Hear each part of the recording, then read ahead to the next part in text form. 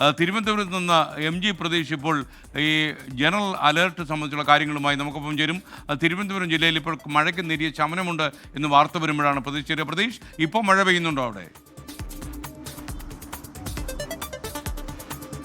S K N സൂചിപ്പിച്ചതുപോലെ തന്നെ തിരുവനന്തപുരം ജില്ലയിൽ മഴയ്ക്ക് നേരിയ ശമനമുണ്ട്. പക്ഷേ ജില്ലയുടെ വിവിധ ഭാഗങ്ങളിലെല്ലാം തന്നെ മൂടിക്കെട്ടിയ കാലാവസ്ഥയാണ്. അതിശക്തമായ മഴ ജില്ലയിലും തുടരുമെന്ന് തന്നെയാണ് കാലാവസ്ഥാ കേന്ദ്രത്തിന്റെ മുന്നറിയിപ്പ് അറിയിച്ചിരിക്കുന്ന കാര്യം. പലയിടങ്ങളിലും നാശനഷ്ടങ്ങൾ ഇതിനോടകം തന്നെ തിരുവനന്തപുരം ജില്ലയിൽ ഉണ്ടായിട്ടുണ്ട്. ഇന്നലെ പുറത്തു വന്ന മുന്നറിയിപ്പ് പ്രകാരം തിരുവനന്തപുരം ജില്ലയിൽ ഓറഞ്ച് അലർട്ടാണ്.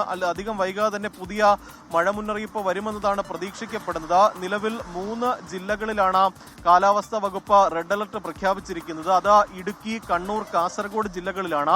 ഇതിനു പുറമെ തൃശൂർ, എറണാകുളം ജില്ലയിൽ 3 മണിക്കൂർ സമയത്തേക്ക് കൂടി റെഡ് അലർട്ട് പ്രഖ്യാപിച്ചിട്ടുണ്ട്. ഈ ഇടങ്ങളിലൊക്കെ തന്നെ 60 കിലോമീറ്റർ വരെ വേഗതയിൽ ശക്തമായ കാറ്റിന് സാധ്യതയുണ്ട്. അതുകൊണ്ട് തന്നെ ആളുകൾ പ്രത്യേക ജാഗ്രത പാലിക്കണമെന്ന നിർദ്ദേശമാണ് ദുരന്ത നിവാരണ അതോറിറ്റിയും അറിയിക്കുന്ന കാര്യം.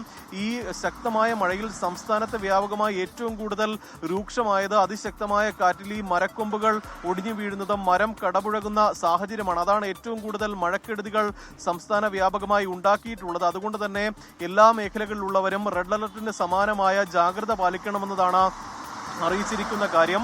ഒരു 11 മണിയോടുകൂടി തന്നെ റവന്യൂ മന്ത്രി കെ രാജൻ തൃശൂരിൽ മാധ്യമങ്ങളെ കാണുമെന്ന് അറിയിച്ചിട്ടുണ്ട്. അദ്ദേഹം സംസ്ഥാനത്തിന്റെ പൊതുവായ ഒരു മഴക്കെടുതി വിവരിക്കും. നിലവിൽ സംസ്ഥാനത്ത് 1300-ലധികം പേരാണ് വിവിധ ക്യാമ്പുകളിൽ കഴിയുന്നത്. 400-ലധികം കുടുംബങ്ങൾ ഈ ക്യാമ്പുകളിൽ കഴിയുന്നുണ്ട്.